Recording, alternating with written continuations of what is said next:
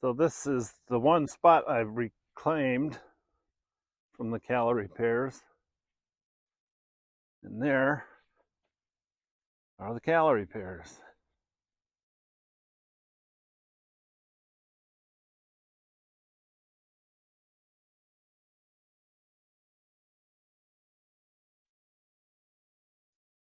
And there's my grand dog. Hey, Max. Good dog. So this here is basically the view of where 9 years ago I posted a video of planting wheat with some Timothy.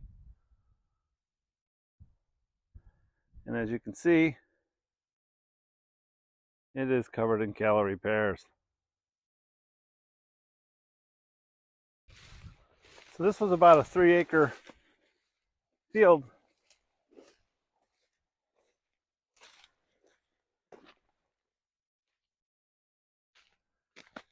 It was always kind of hard to do anything with because it's a triangle and a hill.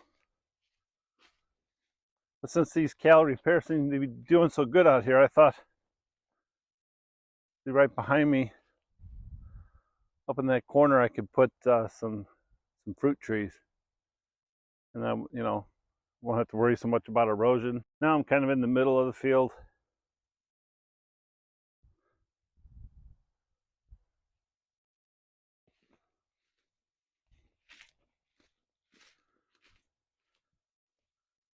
Oh, need some dental work.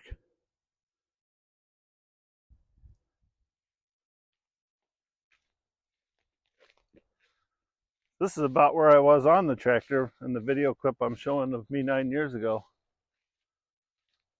As you can see, it's a little overgrown. We couldn't get in this field for a few years because it washed out where we used to cross over, but we're back in here and we're going to take it back a little bit at a time.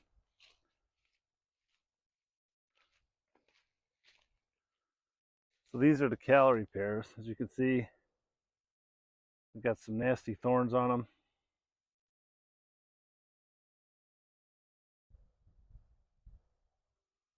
And even the branches are kind of sticky at the end. I know I've gotten at least one flat out of here.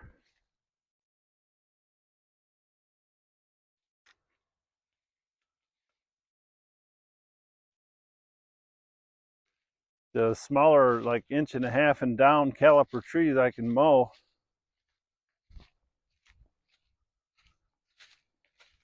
And then the plow will just turn them over usually. But these larger ones I'm going to have to yank one by one with the tractor and a chain.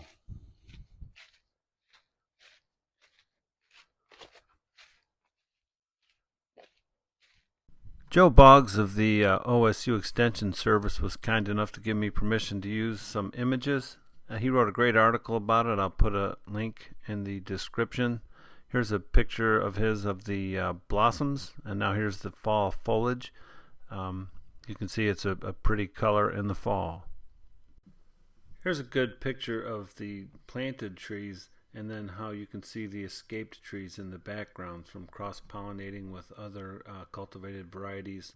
Callery pears were originally brought over in the early 1900s. It had a resistance to fire blight, and they tried to breed that into other trees.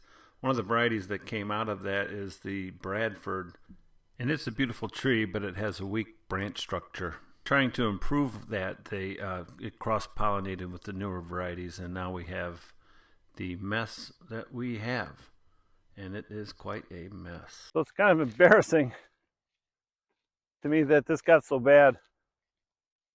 Like I said, we couldn't get in here for a while. They put a subdivision up, and all the water drains onto our property in one spot.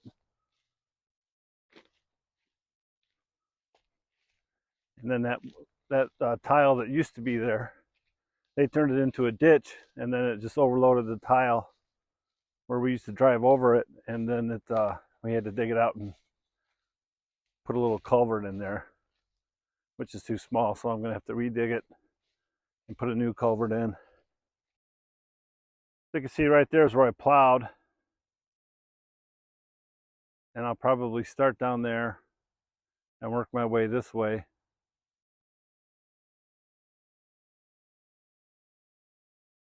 My goal is to eventually have like several small fields that are in rotation. You know, we'll plant some clover, other cover crops, and then mow everything else. And here's the fines table for today. We got 1 softball, 2 baseballs, a golf ball.